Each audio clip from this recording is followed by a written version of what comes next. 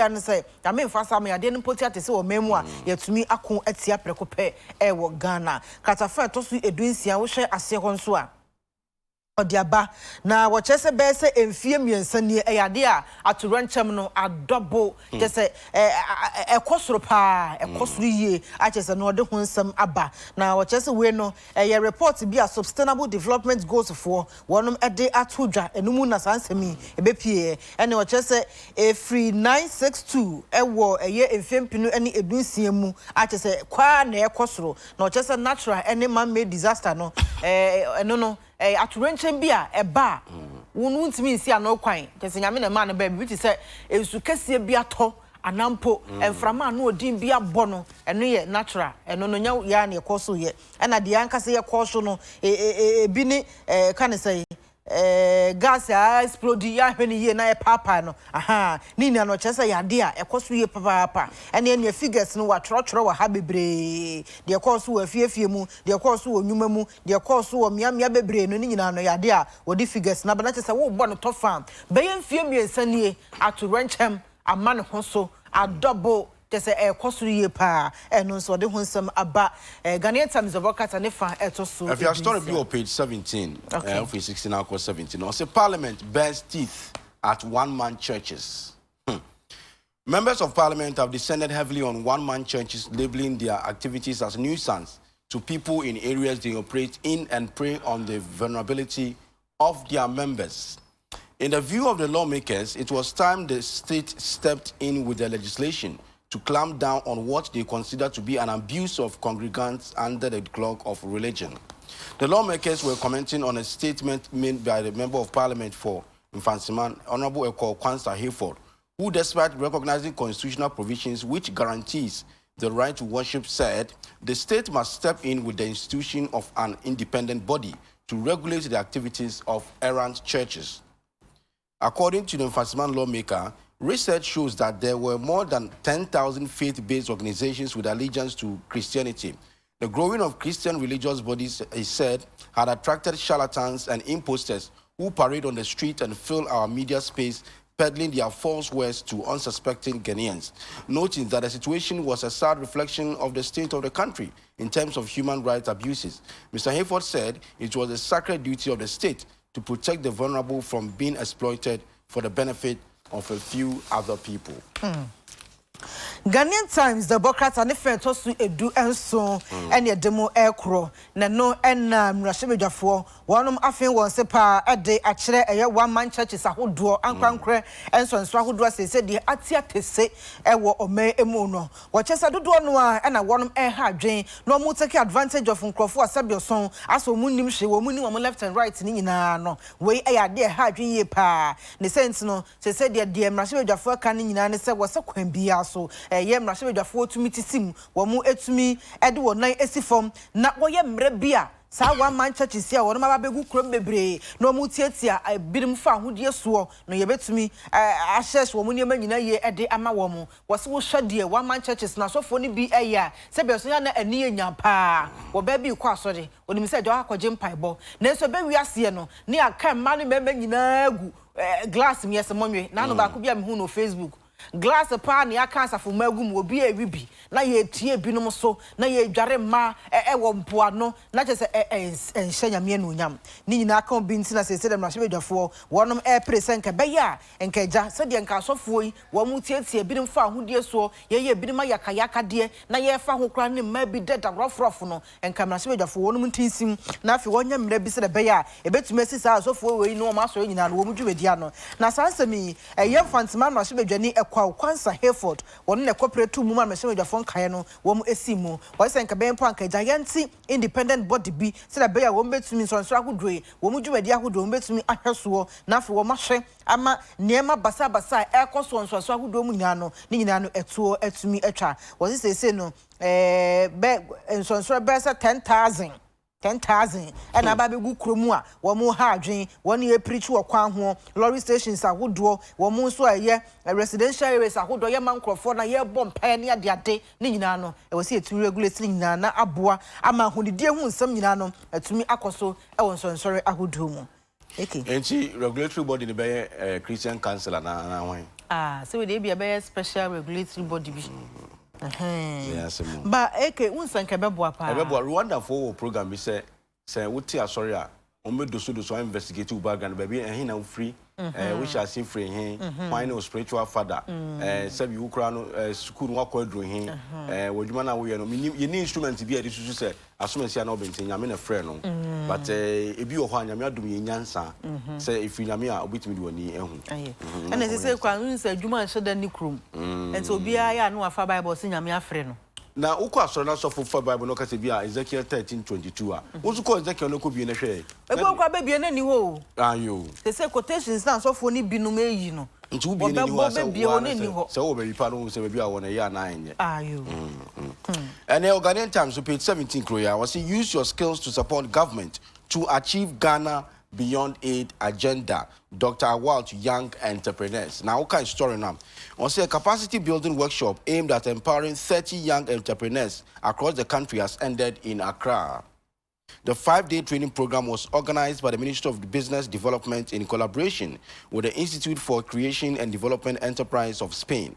This follows an agreement signed between the ministry and the institute in September last year to provide training opportunities to 2,000 young entrepreneurs and startups across the country. The training program would enable participants guide and support applicants of the National Entrepreneurship and Innovation Plan in various entrepreneurship hubs. A total of 10,000 trainees were scheduled to partake in the entrepreneurship program, which will commence nationwide from the second week of next month, which is tomorrow. Yo, abusa for Ghanaian Times the Bokata no ne feto so edunsun honoma ene edemo ekro na no ena aban esini buze se de ye emaburu no obeboa ama sebioson woni a ewonim de na wobetumi de wadwen ene wonsa aye yenwuma bi no natumi aboa mo men no watumi aso masen okwan bia so ache say training tete ahodro no yasa ase de mema wonom na we capacity building workshop bi akoso ache say botaye da koma so nyina ne say emaburu no yebetumi aso ma yaso masene ewo eye entity afamu se da beya dachi bia no wo nso betumi abiebie wonwuma na wode wonim de no aboa aban ewo Ghana egichire emu ne sense was 30 young entrepreneurs na se de yama omo entity ewo nkrahase amasa entity no akọ eweye na wode enanum 5 days and see one ASR training no Chester Ministry of Business Development one any Institute for the Creation and Development Enterprise of Spain omo Spain woman na kambo mu ASR 5 days training no artist wonum edi boye pa na Chester we no afrase wo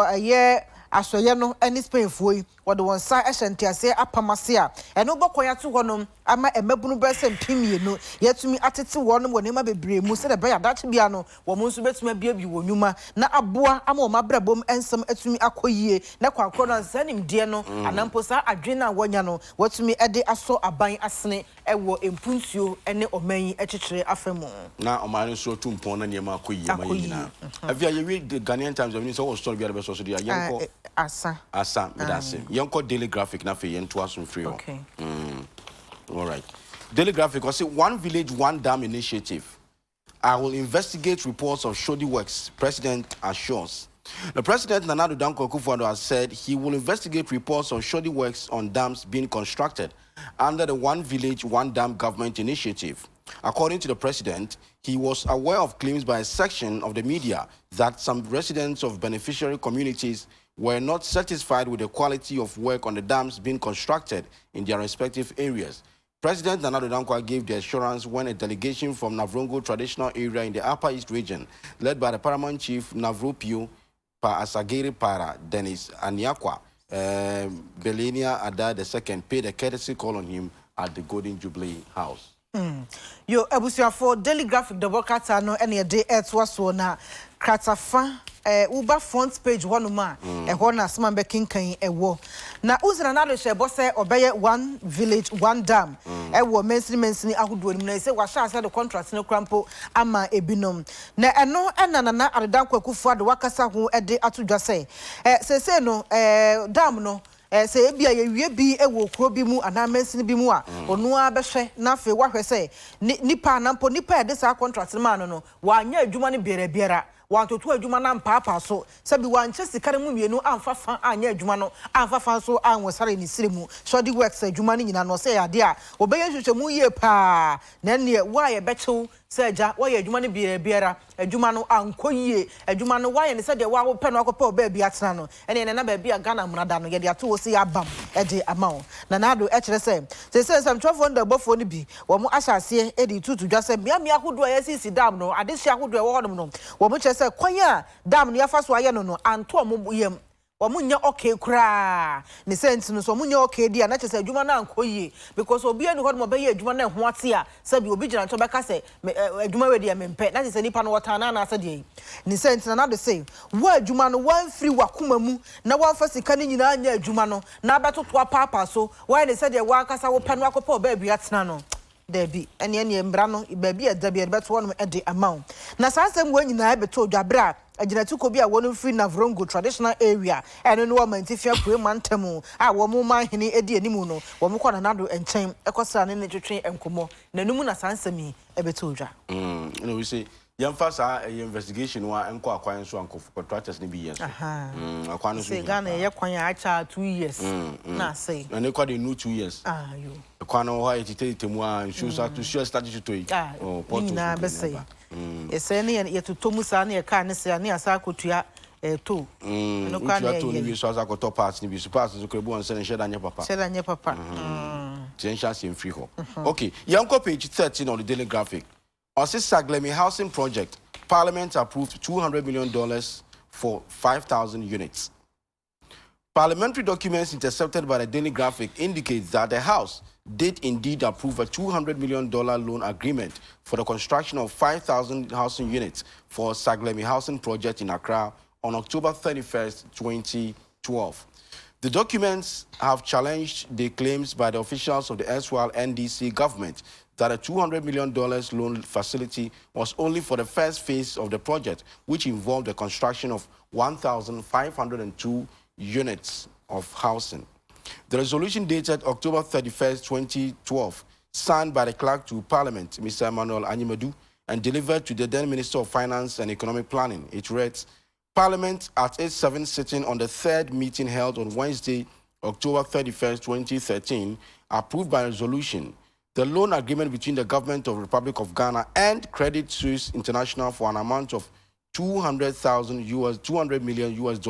for the construction of 5,000 affordable housing units by Construction OAS Limited for the general public. A joint parliamentary memorandum for the approval of the 5,000 affordable housing units by Construction OAS Limited was dated September 20th, 2012 and signed by the acting chief director of the Ministry of Works and Housing, Alhaji Zublim Yakubu, and delivered to the clerk to Parliament with a copy to the Minister of Finance and Economic Planning.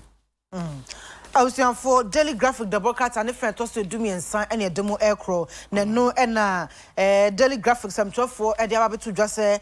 Master for answer, I can crack a document beer, and no air no crap. Ade amrasebe for $200 million be two mudu on sasha here na no bosia apam loan agreement bi ano na no bokwan ato wonom ama aban na no we adwaso ndi sabano wo mu edi asi Saglemi housing project no won kana ha sei 5,000 housing units wo matumi di asisi eno ye October 31st 2012 afinimu na no na odi atu dwa say na no krasa sa ndi samanyoko no sa $200 million no adaya na nkomudu kwa kosisi no eno your fan edi kan first phase na omo also musi 1,502 housing units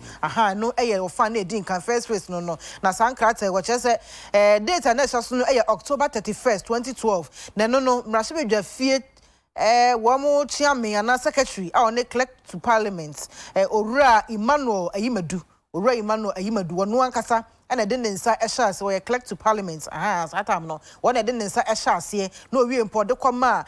also for show Mexica some enter to your so wo honumwa and no 7 sitting 3rd meeting no ne kuada se me din kan October 31st 2013 and omo ede sankrata nyina da ekoma osoafo no show mensi kasem entoto yeso a chese no na ye apam da oman Ghana and Africa Credit Suisse International for entem na sika na wom ye $200 200,000 Ghana cedis. We cry dollars in po. Not just a 5,000 affordable housing units. And now one edukosisi. I just say we a year krata daily graphics. I'm trying for chess or more. And I show you for answer aka. If you are page 16 as story be yours, CJ orders closure of Adekye District Court 2. Says it poses health environmental threat to the people who come in there. The Chief Justice, Justice Sophia Kufu, has ordered the closure of the Adekye District Court 2 near the Ghana Cocoa Board head office in Accra Central because it does not provide a sound environment for justice delivery. She also says that the building posed a health and environmental threat and accordingly directed the Judicial Secretary to start the process, which would formally lead to the closure of the court. The court was constructed with asbestos, a heat-resistant material which is harmful to humans. Its fiber, when inhaled, can lead to serious health conditions and cancer, a type of cancer that affects the lung called mesothelioma, heart and abdomen diseases. The Chief Justice gave the directive yesterday when she visited the two Adekye District Courts as part of her tour of courts in some parts of the Greater Accra region.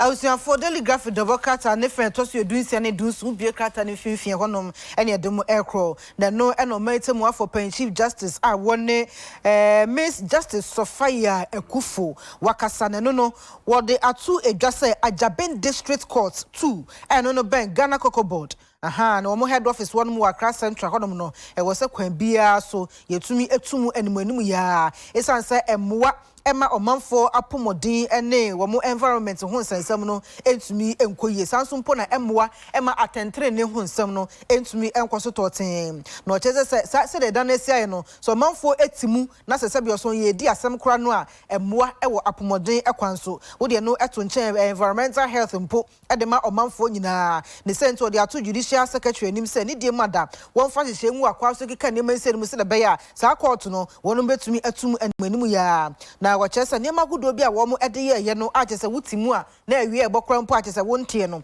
wose no emmoa nipadua no wose ye niema bi wo mu a eno no kwa no anhwe betumi kwa mpo ama onya cancer wonso no wakoma ene wo yase honom no yade betumi ama onya wo ha pa the Chief Justice edi atodwase kwan bia so na wose sa ye court no yetumi etumu no the sansemi tudwa abra wo call eye Adekye District Court honum woko honum srahwe na okohu sa ne manyina wa hyese da bi we dia no ode no manfo timu krampa emmoa ne senti kwan bia so ne manimu ya no e wosi etumi etumu. Your page 20 of the Daily Graphic or say killer driver fined 1,200 Ghana cedis. A man who carelessly knocked and killed a 35-year-old woman with a car at Weja in Accra has been fined 1,200 Ghana cedis by the Weja Circuit Court. The convict, Michael Amwakon, will serve 12 months in jail if he fails to pay their fine. Amwakon, who showed remorse before the court, pleaded guilty to 2 counts of careless and inconsiderate driving and negligently causing harm. He was consequently slapped with the fine to be paid forthwith or spend the next 1 year in prison. According to the judge, he said, I take into consideration the fact that he, Amwakon, is a first-time offender and that he pleaded guilty to the charges, thereby not allowing the case to be dragged at the expense of the court's time, the presiding judge, Mr. Bernard Bentel, stated. Also for daily graphic the broadcast and friend also aduo no ene demo aircraw na no eno de atu just say driver ni bi wo the car ebo baba wa bi a wanya mfie aduasa enum ane wo the car ebo no ekum no etotwene kra na no ena sese de adidi mu a ama awakwakopie Weja Weja court honum Weja Circuit Court ama sese court no ade atu just say wontua sika 1,200 tese aboneka wontua se sika nas wontimentua dia na chese obekọ afiase abosmi makomaku edumienu afimu a na sanso mpa koye adwumaden ede aka ho na driver ni din ene amoako na o chese abrade ni ko gina court wonum no wo hwe ne tebia nanim ene se de na ne body ni kwai na otimi so wanu ne ho papa ne sense no yade a wo mo de so buo mienu na chese board no ai careless and afi inconsiderate ho so bo and o mo de board no nam so ama sese de court ahyese wontua sika 1,200 wentimentua de akwan bia so afi and obekwa akwakodamu na court anampo opanya wotena adwamu esa judge ense won little ya chese abrantie no wei ene de din kan a wɔde ka abo obi ama no ewu ɛna sɛ wohwɛ sɛ de ɔba court no wasie nu no hu na kwan bia so no wɔ sɛ agya ɔmo tumi gugu nneɛma mu ɛde ma no nam so ama sɛ de ya abɔ ne kaa saa aka no wantumi antua na wɔkɔ afiase afe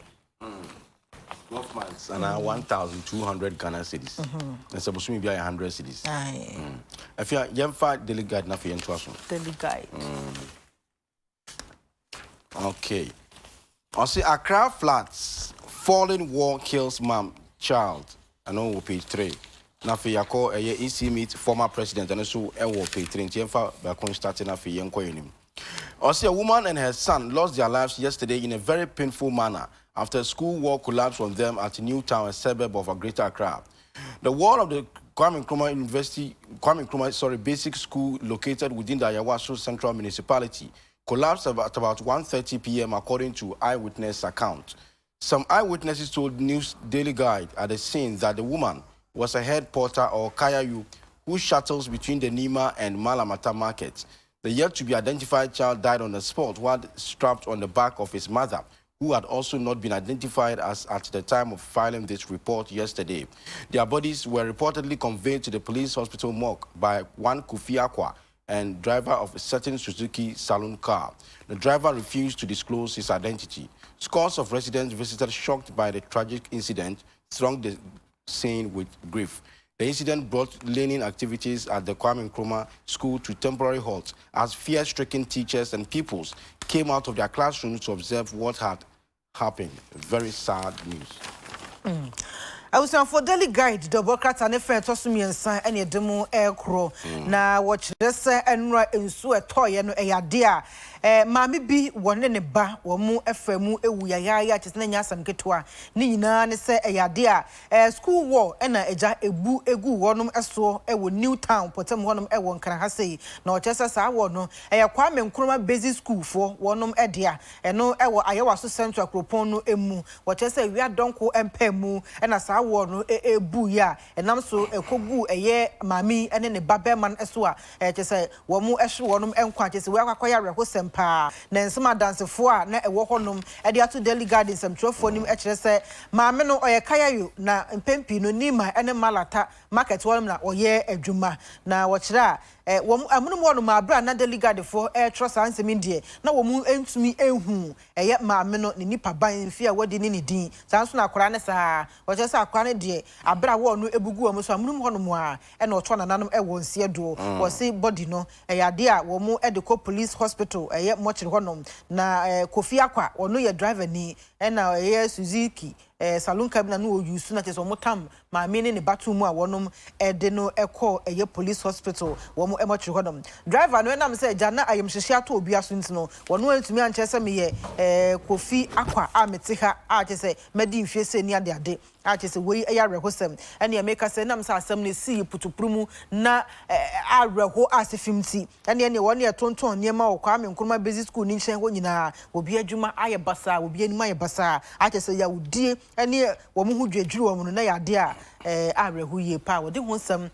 Daily Guide the broadcast and fa etoso miensa you go see Daily Guide ni fa etoso miensa ya o see EC meet former president na what kind story now. Also, the Electoral Commission has announced that it will hold consultations with stakeholders as a means of enhancing transparency in its work. Those penciled for the consultations include members of the clergy, imams, traditional rulers, civil society organizations, and former presidents, among others. The novelty in the history of the commission is titled High-Level Stakeholders Consultations by the Electoral Commission. Ms. Jane Mensah, the chairperson of the EC, said in a press statement that it seeks to hear firsthand what the concerns and issues of key stakeholders are regarding the Commission and its operations. Additionally, the engagement will provide the Electoral Commission the opportunity to inform stakeholders about its current activities and outlook for the better future. Kasafet toso miensa ene demo aircraw na Electoral Commission abato commission no wonum na ekasai wo kyerese wonum ahoboa na woni empanyifo dodo no stakeholders binom wonum ahia ato adwen de afa enema pii ho titiwe ne wo mu dwumadie wei namontu a wo mu tisire be betumi abokon ato gonum ama odwumadie nyina no emu atumi adakọ fan wa bra obi enya asam enka emfanfo mu dwumadie agodo ho na wo kyerese wei no consultations a wonum ene asofo ena afi nananom hemfo no mpanyimfo ekoku akudu edimu e wo Ghana ha sei ena afi so kane mpanyimfo a wonom atena wo men adwa so eda eye former president for no nso so yade a wono omu ebesi nkonwa atoato adwen ede afa nema bebre ho achese we no wode honsam aba na eye Jen Mensa a wono ena ye yisi dwamsani wona de sansemi atu edwa na wachese we beboa ye pa ama adwen ahodo anampo mu dwumadi ahodo no stakeholders no wo mu atumi ede wo mu nimde atumi aka ho bi besa nso abokon ato wonom ama electoral commission fo nso se bia ba bibi adwenkyere bi nso amatumi abo apia sampanyifo na wonom atumi age ne nyina ka obi nti na wonom eye hyehyeye na sa stakeholders meeting no wonom atumi ne sampanyifo ahia na wonom aye WAEC denies leakage rumors. The West African Examinations Council, WAEC, has denied reports circulating on social media about purported leakage of examination papers in the ongoing 2019 West African Senior School Certificate Examination, WASI. A statement copied by the Ghana News Agency and signed by Agnes Taekujo, the Deputy Director of Public Affairs for the head of the National Office, WAEC, explained that the Council's attention had been drawn to that false information circulating on social media. However, it explained that there has not been any leakage of examination papers for the WASI for school candidates in 2019. Abusuafo kata fe to so miensa e wo paper kro no emu ne demo ekro wunsa afibia se entoaso schoolfo secondary school fo no mo tro enso hwe a ya papers ni bi di kan ba bonten kran sa na wo ma hyase ebo nso wo ma hyase tro no na ba bonten ti Ghana fo bi nim se se dia afibia ye no sa pepepe na afi we tie a che se bi ni ma hyase e gbo ho nkomo po social media se enso hwe eye West Africa Senior School Certificate Examination was enso hwe na e koso no e ya dia papers ni bi aba bonten che se obini be se leakage bi akoso na no na West Africa Examination Council why campaign for dia to just say oh Ghana fo mo kasa o entisa papers bi ama bonti leakage bia ni honuma akoso wa fi ensosha nkoda no etro ni mu na wei eye ensema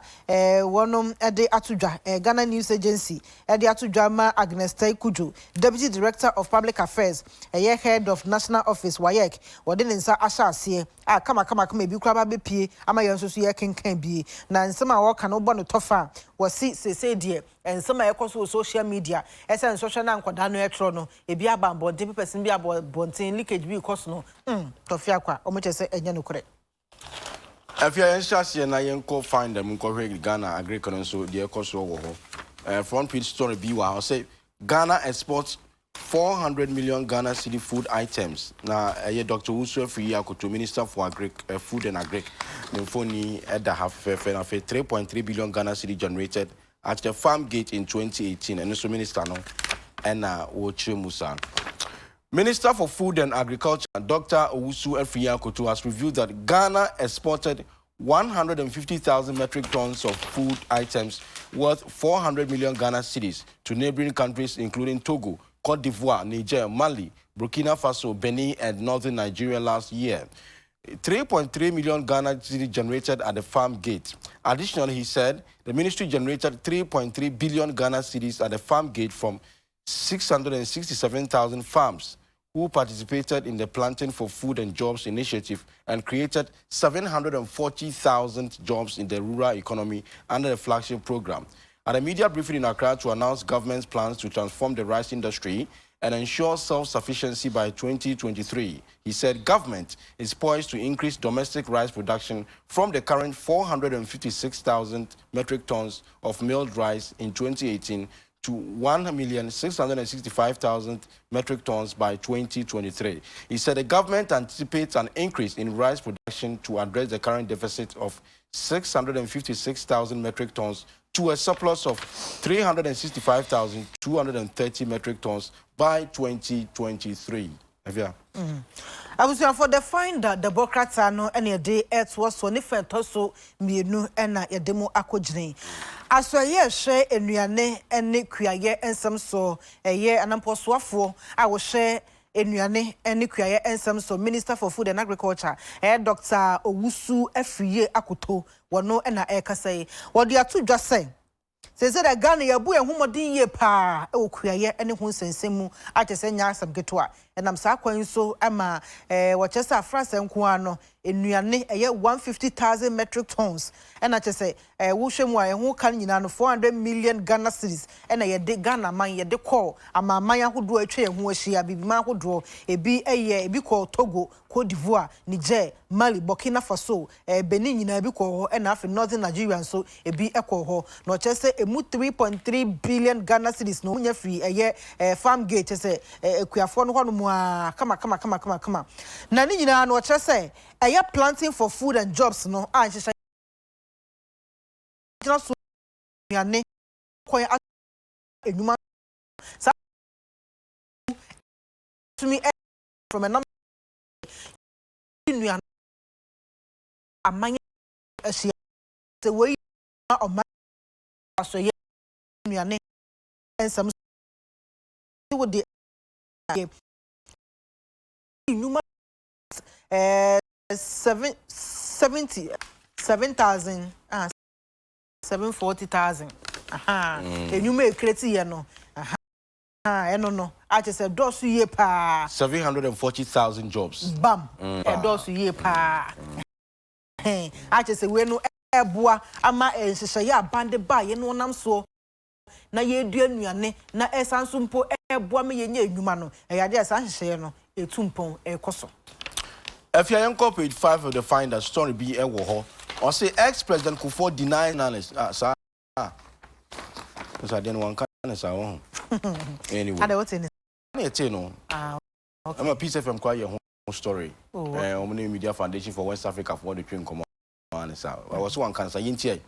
former president categorically denied calling for the licensing of journalists in Ghana to ensure sanity in the profession as reported in the section of the media. He was reported to have made a call at the launch of the Ghana Journalists Association's 70th anniversary in Accra on Tuesday, May 28, 2019. However, when a delegation of the GJA paid a courtesy call on him at his residence in Accra to thank him for honoring his invitation to launch the Platinum Anniversary, Mr. Kufuor categorically denied making such statement, and he said, I quote, "I was just explaining a point about how journalists should be circumspect in their work because of their influence they wield. I did not say journalists should be licensed, unquote," he explained. The personal assistant to the former president, Dr. Dubofour, also said, apart from the speech delivered by Mr. Kufuor, there was no occasion before, during, and after the event that Mr. Kufuor granted any interview to any reporter or reporters to make such a call. The GJA delegation that visited the former president was made up of Afro-Money President Ms. Linda Santiago and other high-powered dignitaries of the Journalists Association.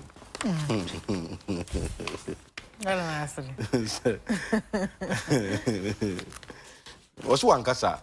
And why in the coffee started say, Papa, Unya say over Cantianca. And you knew somebody who come away afraid from what and go for Choma, say BC, ABC, Yanni, and day. No mobile voice. In fact, news Namity and non-voice voice and come. And say, if you also say, you can easily interpret the way they know person and so you decided you obviously will get it wrong almost all the time. You I was for the find that the Democrats and if I toss enum any demo aircraw Ghana Journalists Association or memu some for kabum konanya mfinhye diosons 70 years hooray na no mo so ho fa kumabi o sheda to nsa e de frɛ kanema mpanyin owura John Ajekunkufoɔ so won fa na no onyam emeta akiri papa ono so koye kokasa pa na ninkase mu no na ebeto odwase o mampanyin edito odwase wo hwe media ni mu eyedabo ene samtwa adwuma ni mu a sese no ase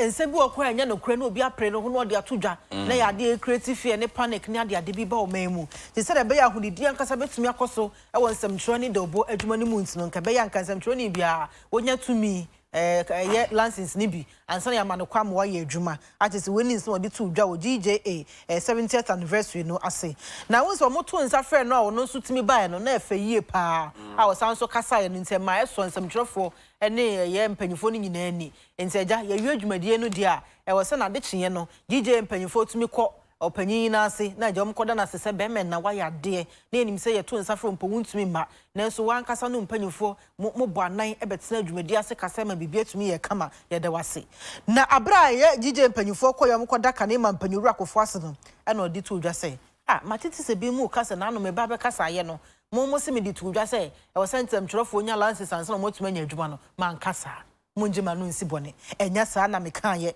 mesrɛ mu a man kasa a we ni nsama kane man panyuru akofo de atodwa na no si ye na ne personal assistant ye Dr. Dubofo no so kasa ye e di tu dwa say opanyi kofo wan kasa o na mo sanse mu kofa firi hen e na wo de no kra to nchen a woni the oboni bi anabia TV station radio station na ansem choni bi an kasa ye wo munya interview wo ba bia Emma papa infantu just say was some twofo nya lances and so na mo kwa mo ye adwuma enti nsema ye koso no de enyam bia mumongu na nya sa na papa panyi ana okofo o kan ye na eye delegation ye call ye koda mo panyi kofo ase ne kan mo panyi kofo ase no eye GJ president for money and afi ma Lydia Sante eje vice president Kofi Yebo a chese panyi fo de do no a no mo eka ho bia wonum ekoye we move a cancer match Olumaya no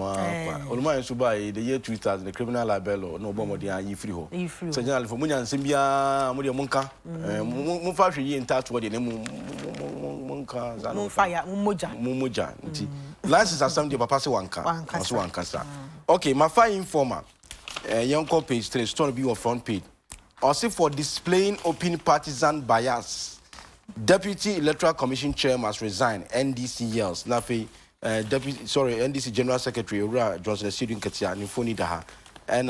Dr. Bosman Asara and Hoba Sami, Deputy EC Chair Sufuni and Dahano. Informer. Okay, page 3. Yanko page 3. Odro. Amen. Opposition NDC has demanded the immediate resignation of the Deputy Chairperson of the Electoral Commission, Dr. Bosman Asare, for what he describes as his open partisan bias against the party NDC.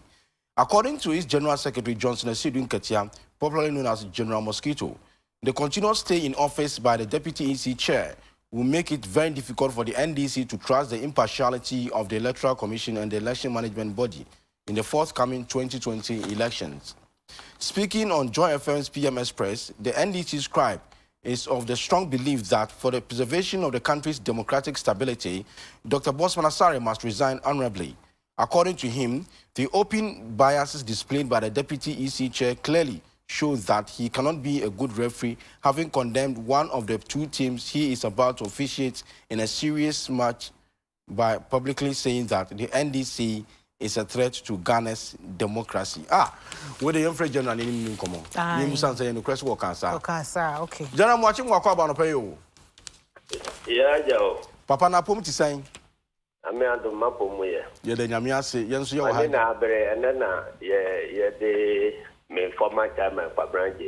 Oh, wayo. Kromo na wayo na ya koja no baya. Nyame fa ne kran sie yi, nyame fa ne kran sie. Ye no kra wo de obokratem. Okay. And then I will keep in Basso. I know the body no party office party headquarters. In the and then I would know party headquarters for the last one. Yeah, party sympathizers in Asian and Sana. I wish for the Yamuno Adekye with the group. Nyami be papa na or call office or last time say na on one is going to call office one and this is a man mundi the code and say realities of life send your canon. Yo general yanko yanko on way. Yes, Dr. Bosman Asare, Deputy Electoral Commission Chairperson, which you say oneself at a position or one can you and son about 2020 with the GDHim. Majorly say mote na no kata no kra mo ne me be agin say ontimi need referee ewo abato adwuma mu abato election dia NDC ekobino and say e ma ho kwai tie per ye ni attentrene dia and say Dr. Bosman Asare oba mu bi kra General Kasa Dr. Bosman wakapi emu dia hen wadaroma wajina radio so akase NDC party no existential threat to the democracy of Ghana. Obroni kasa NDC no adia betimi a good democracy e wo man mu. Said the party no tieno. They said yade bi kura wo democracy a ebitimi aku democracy no kura afiri o man no nti obi a abatu adwuma wona obi ho tene na before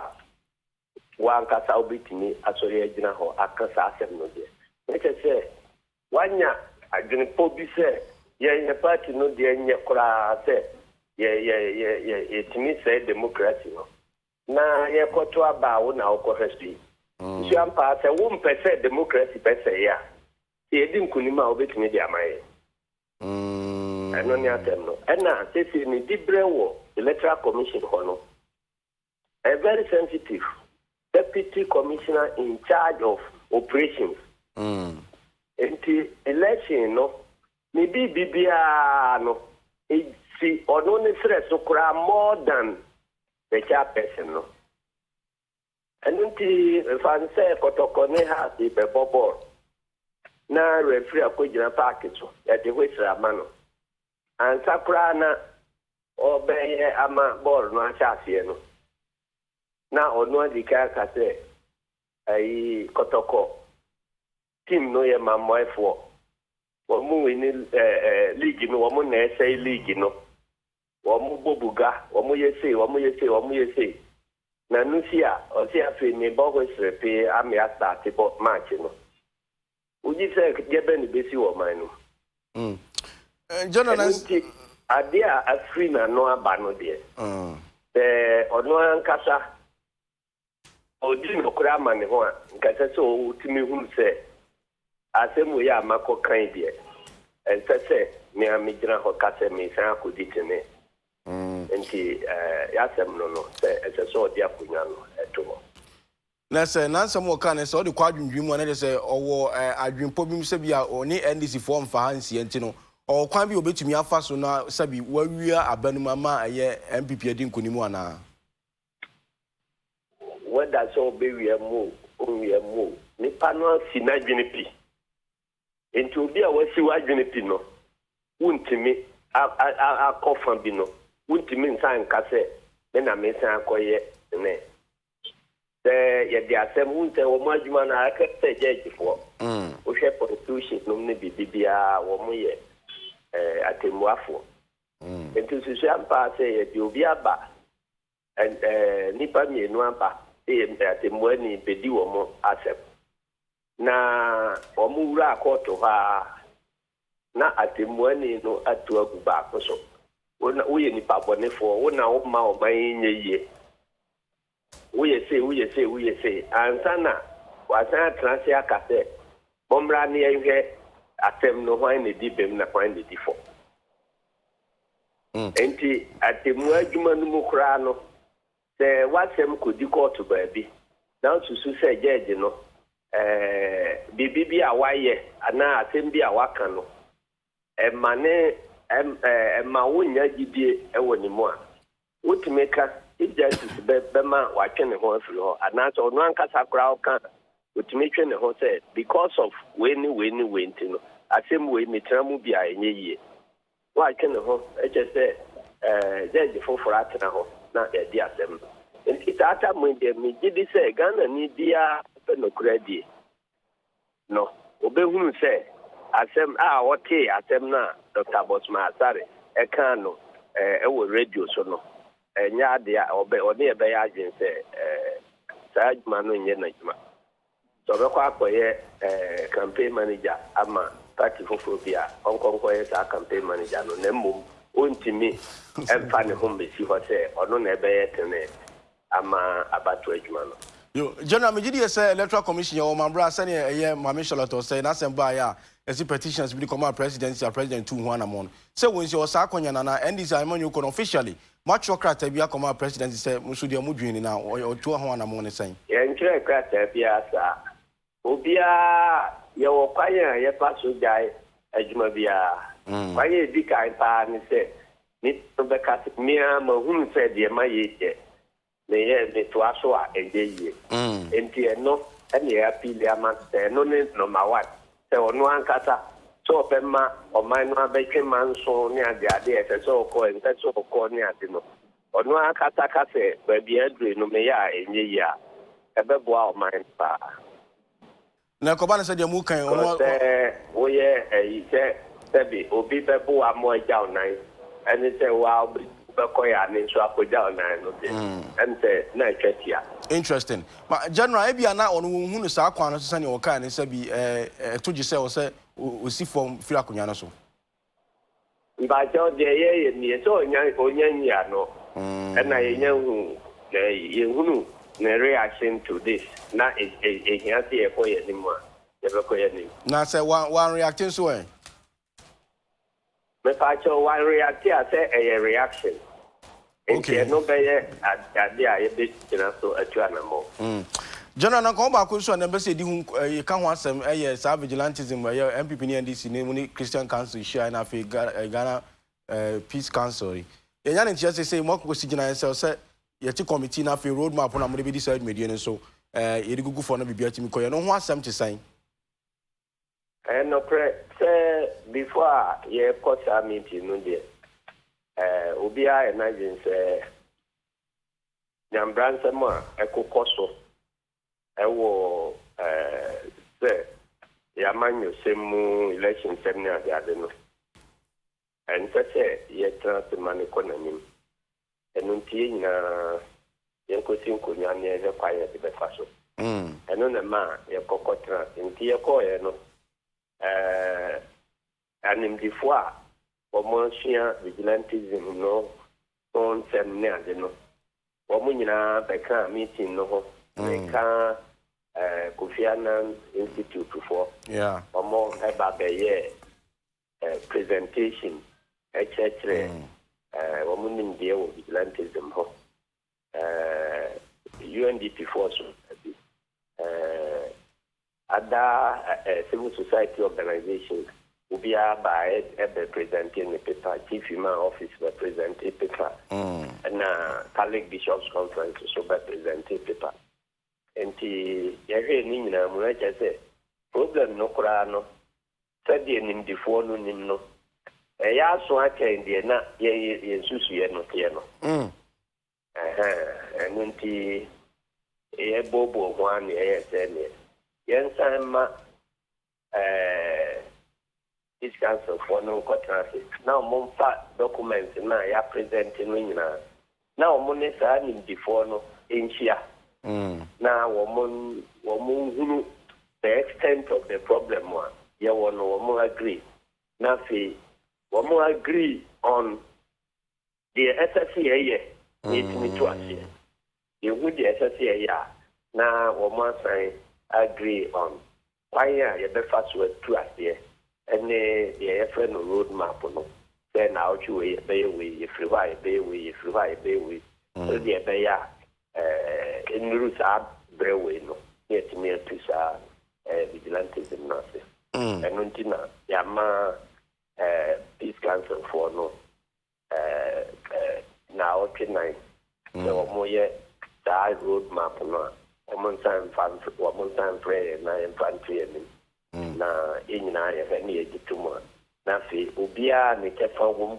se bia se police na umbeka se police ana mo tru we na wo ha na wo no kefa na ukoye se court na wo mo kefa wom a se judiciary for ana mo tru we ni na wo ho se parliament ena bibi wo ha ese wo mo ya ni akire wo mo so de wo mo nye na fi ye ne a ye di party no ani mo so e wo mu a asase ye no so ya ye na sa kita ho dia Peace Council for no e kwa akoye no wo mu wo ho akwanya e din susu ye ba e kura ase te untimi nyare obi ba e wo naki enu ntino ensamo aye kika nyina en kwamra no ye wo nipa ana won tra vigilante akono ye kika kwebia ye nisa obi anu asem enti ebe hia kura ase vigilante no mu mpanimfo a ye nim wo mo ebi aba television so abe kasa ne ade no ese Peace Council for no ebetimi afrefre ebinom kura ne atie wo mo anu asem a ebetimi ehu nema wo mo dwene eye den na wo ti ase ekoye sa adwuma no ene kwanya de omunya free mu ni ade eno no nyina no yehunu a na ye bono tofa ebetimia informo anambo a FCA2 na etu asie because ye kan ebinu mo ha bia o mu kwakuratuo na otinka ha no ana so say vigilantism matwam ono so kwatuo te ne baabi ebi kura no a na mpanimfo bi ahye o mu kutupa se munye wi ayeso ebe mu sei na ade o ka asa obeye no onya mfa onya nye na obeti na otinka baabi se den wagu ni kuo no ne ade no ese tumi se bibi saa no announcement saa no ye safe ana se ese fa kwanya appropriately it me fast ye demobilization na ye reintegration se wo mo be timi aba bebo ebra na ombo ndada nta na omde wo mo ho ekwa akọji se vigilantism no because nyema ye nchechemu a wo mo ye kire ye no ebeda di se no vigilantism no enti se party mabu bi aka wo mo ho abom se ye be protect ballot box ana say akwaye ebinom profession o mo asia sɛdeɛ Kofi Annan wɔn ntataa no kyerɛ no ebi yɛ ɛde pɛ wɔn ano aduane a mpanimfoɔ bi na etimi han wɔn ɛma wɔn kɔ yɛ saa de no eti ayɛ sɛ obi anya n'adwuma a ɔreyɛ na sɛ wokura na wohyɛ n'akyi a wode adwuma na ahyɛ ne nsa na ɔbɛte wote nkran sɛ wɔyi na bi meanwhile etu a ebi a wode maa no kuta no that no so betimi de adane amroba na obetimi de ayibi foforo enti asem no nye tietia te sede na ye ne ye keka ho asem no enti enunum nyina no ya ja ma omo se wo mo emkomu omo nomu asuko na ye hunu de be free mu aba ebinum de wo mo agene kire tia se yesusu se by election and the vigilantism ba enti nka yika by election mu na vigilantism eto ntwa eno so ye bebe mu hunu te niema vigilantism esisi wo ho no enye by election asem nko a ewo mu se dru by election vigilantism timi sorry ento so no se vigilantifo ebekwa akoto ahye court so eho ye nto ababia wo ho vigilantism fo ebekwa akoto ahye national security anase abaya duma eni bi a ote ne office ye ke mpe otobo he ni apamo no eno nye ba election na no crack west se ba election bi ani ho nso vigilante pamo bi enti ye hwe no holistically na ye nze adura ye de betu atia General Bako PM say short commission report on Yawaso West go by election basabase by no NDC forcing Kebeyanka aban cantem na say won publish and also one step design mo and that ye ka say dey bentina ye say ye ti short commission ni akoye hwehwemu and say aban go time say o ti short commission no apart from see ye be hwehwemu ahunu kwaye fa so anyambrantem no ba e hwan na di nyambrantem no hwan na asotwe fata no hwan na ese eji na di brefree no ho no commission no so na omo wo asode ese omo be kire se ye koye nimu kwan ben ye be fa so asi vigilantism no ano ya mencha de omo aye omo adwuma awie e de ho ensusie omo nsusuye aba e na aba so de ake ne moto am ti ne ba bi no o say yes we am quite baby and we are quite a fast water vigilantism no into a case said the atro no dia and another man or publishes have vigilante a short report and now one publish so crowd not the copy and the ma and it said answer no almost to me as susuya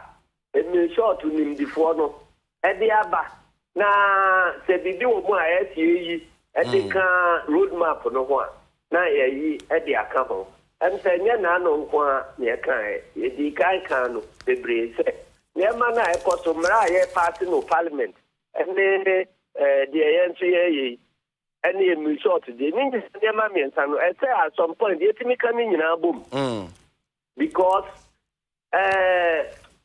resort to acquire Shimu and now yes you could so say yet the short question no report no I can't ebre you could any they can't yes you susu honey especially yet to one and political leaders now. You can bet me I should share problem no more do so say then na sadi eba na enhwehwemu no bi betimi ahwehwe mra ewo ho a etia vigilantism no say mra odada then na mra no ntimi nya adwuma ebia say ebehwehwemu ni akohu say mra no etosin baabi no baabi etosin no na yedi akoda in parliament say mra no ewo ho a etia that political violence no hani to sintia enunti yentimin fanya adwuma na ta obeye mra foforo bia tenu ahunu se sinto a odi mra no e ba besi ano na seba ne hunu se mfomso no nye mra na eda ho ne mo mra na eda ho no de enu ankasa ntimi mfa ne ho nya adwuma e krata na eda ho na prosifo anate prosecutors attorney general office anate judges ena omun famra no nya adwuma ma omu edi tanya bransem no benya asotwe ntina problem no de wo ho a ene ayemra ye ba ko pra be kan ho a so be da ho ti se de anu da ho na chete ya hunu se enya problem no yemra na problem no ye nipa a ode mra no be ya adwuma na fe ya zero in ase wo mo ese ede mra no ya adwuma ni abisa de ntia akwanti de be wo ho a enti wo mo kwai se problem wo ho mra ya de so ano so wo ho na so wo mo ntimi mfa mra no nya adwuma te bibi se kira na e no so ni ehu enti ansankura na anka ebe ko parliament yakọ emra enso ya cheche mo ya se ade utumfo so enwo ka wa difo abati enti ana omode draft law ekoto parliament the parliament form pass at once ana yenso ye die koso enti omode mra no koto parliament ye chi aye ka te a na duma ye die any parliament ya wo mo pass mra and say me be tia ye nim say ka ye duma ye de ne output no na bia ye betimi e identify say man na wo ne tosin na hani anti ne tosin anti parliament mo nye mra fofo it is a parliament ye mra fofo a wo nim problem a wo solve na say parliament mra ekoso na ye so ye te ha anti say ye nye na say ye solution ne say ye nye ni say mra na wo no na mfomso wo ho na oma san ko faati mra baako na sa mra no ye de ana ya badi enye be hu sinto no na mra na da parliament no so sa sinto na no eno so na wo mo so apati awie na ye san ko sakra mra no mu ana enti anka wo mo nyai na ye nya no ni diso but o man ti ase mra no ye de ko parliament kwa de kan kwa ya no minimum o mo si emergency anka that day no I am party enti no eto da bia problem bi ba nipa bia na mo a yebetu no wo ho no wo ya kira unu se pepa bia ni ho se ya de solve that problem but opeto tu ana mo bi no man no nyira ya de se na ni abre solve problem no nanso atamo a o tu no eno na be ma problem no atra akona nim enso no akogye nsambo bi se watu ana mo solve problem no Tabi na ya hunu se ati ya vigilante se mo ibeye. Tabi na ya hunu se special prosecutor asem no ekoye ye pass no ye kan. Se ta lo we enya adwuma. Na se ya pass agin sembo a special prosecutor so te ho en ye hunu bibia ekoso. Oye January de besia na ye besia wo ye na se na fe ya pebre na ye di nkomo ni special prosecutor na ye me dem se Ghana for so aso de chire. Abodiemra na media for no on penta abodiemra menso mabuta fani na wo Yeah, buy a bonsa, remember how, you buy bonsa. Yeah, that's it. Johnson Kojo, SC Dunketia, NDC General Secretary, and I attend Canavia. Yabreno, I brain if Yada. It's a job for Muko Yamunta Monsa. It was in a bush of penny, we won't find some. Say, why you are the Union, Papa? Chairman, the doctor, Kwabna, AJ. Ofrimu 12 March 2019. So we didn't 76. Oh, okay. And see, you Sunday, you bring a bracer, and if you had a BD, the honest who did now chow one. And my name would be hard dream. Yeah, we are Namitino, Miti, Living God Saloon. Living God Saloon. So, Chasifonia me. Aha, Chasifonia me. Or more, Akaka Crabia more do a large station, hono. A while no more. The way also pass Santua Saloon, or Botri Pa, Miti, or no, and I bought Medasi. None him said, Nay, I'm walking birthday. Yakaka? Yeah, I am walking. As if you are walking. So, on your bring your food party. Sir, and 2 bars, so about your comapana, dear. Now, wow, do the Abba, 2 bar no be dinner for your audio. But once I can go, some say no best sponsor the pattern. So go fast, the patent 9 of 1 go. It's a welcome happy birthday, Yamisha. What? Now they be a joke, sir. We joke, Master, also refuse how you none would in a birthday. Nanko and Andrea, what surprise? Oh, man, Andrea, so surprise. Mamma, you. Sounds not Charlotte's Lumo, Boafo, on also Kumasi, a Sreso, on also dinner woda and a day, and if you bat Fred, Boafo Honum, and no see him famau, and I ate my message, why Jemfi, also the boy. I papa the boy was who now we do our day. Yan for happy birthdays from Kokra Mount. It's more mudim birthday now when Yamin Shramo. Want to moon come, the Damakuma Subianso. Yamin, sent me DOP was back. I was trying to honeymoon, so but short to cry. Happy day. Happy marriage and I say good morning, I'm so young. Good morning. That's why you come out. I didn't know fire, sir. Fire, sir. Or not, yes. You find a conjugal responsibility. I was say, try one banana for Yabami Simpunyana, Yedi, Nafi, Yedi upon with the home and common team, Moon Trainer, Yabas Yabu, Midas, source of a boy. You. Namekan, Yabas Yamun.